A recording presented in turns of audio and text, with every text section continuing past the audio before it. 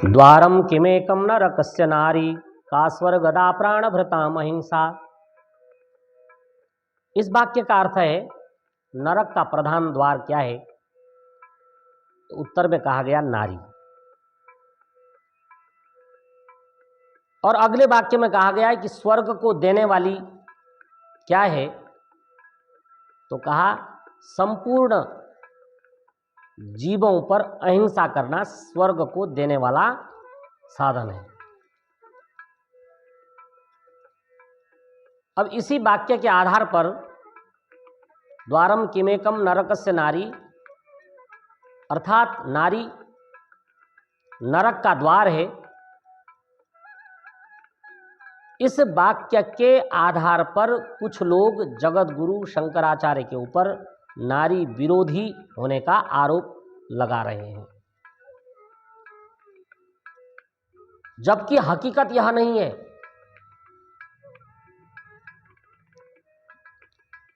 इससे पूर्व के श्लोकों में स्वयं जगत गुरु शंकराचार्य ने अपने शरीर को नरक का साधन बताया है। यानी यदि मनुष्य चाहे तो इसी शरीर में रहते हुए स्वर्ग को और मोक्ष को प्राप्त कर सकता है, और यदि वह इस शरीर का दुरुपयोग कर दे तो इस शरीर में ही रहते हुए वह नारकीय जीवन जीने को मजबूर होगा। हमारे धर्मशास्त्र कहते हैं कि शरीर माध्यम खलु धर्म साधनम। यदि शरीर नहीं तो धर्म कहां से होगा? इसलिए सबसे पहला जो साधन है वो शरीर को स्वस्थ रखने का साधन है। जो लोग जगत गुरु शंकराचार्य पर आक्षेप लगा रहे हैं कि जगत गुरु शंकराचार्य ने नारी को नरक का द्वार कहा है, उन लोगों ने जगत गुरु शंकराचार्य के समस्त वाङ्मय का अध्ययन नहीं किया है। इसलिए मैं आज इस बात का खंडन करता हूं और उनको कहना चाहता हूं कि जिस जगत गुरु शंकराचार्य ने वेदों की रक्षा के लिए जैनी और बुद्धों से शास्त्रार्थ किया, नारी जाति की रक्षा के लिए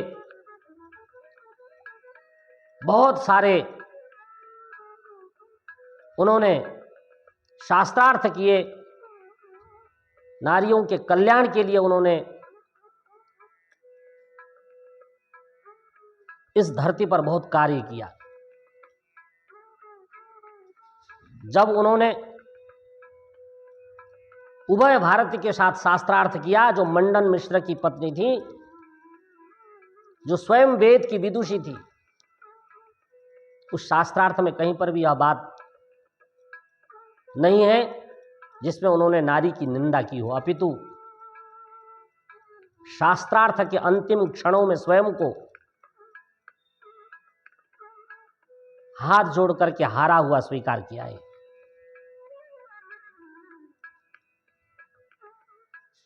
इस प्रकार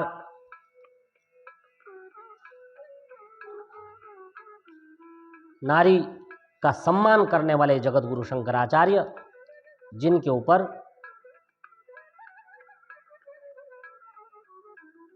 कुछ स्वयं को पंडित मानने वाले लोग आक्षेप लगा रहे हैं, और कुछ लोग तो कहते हैं कि ये वाक्य ठीक है, जगत गुरु ने ठीक कहा है, और वे कुतर्क करते हुए अपने बात को मजबूती से रखने का प्रयास कर रहे हैं कि कहते हैं कि जगत गुरु ने नारी को नरक का द्वार इसलिए कहा क्योंकि यदि दूसरे की स्त्रियों को हम देखेंगे भोग विषयों की दृष्टि से तो हमें स्वर्ग और मोक्ष नहीं मिलेगा। तो मैं ऐसे लोगों को कहना चाहता हूं कि हमारे धर्मशास्त्र ऐसा नहीं कहते कि आप दूसरे की स्त्रियों को भोग विषयों की दृष्टि से देखो, यह आपकी मूर्खता है। हमारे धर्मशास्त्र क्या कहते हैं, कान खोलकर सुन लीजिए। मातृवत परदारेषु परद्रव्येषु लोष्ठवत आत्मवत सर्वभूतेषु यह पश्यति स पंडितः। विद्वान वही है, योगी वही है, तपस्वी वही है, ऋषि वही है, महर्षि वही है, विचारशील वही है, चिंतनशील वही है, जो मातृवत परदारेषु दूसरे की स्त्रियों को, बहनों को अपने मां और अपनी बहन के समान समझे। जिस प्रकार रास्ते में गिरा हुआ धन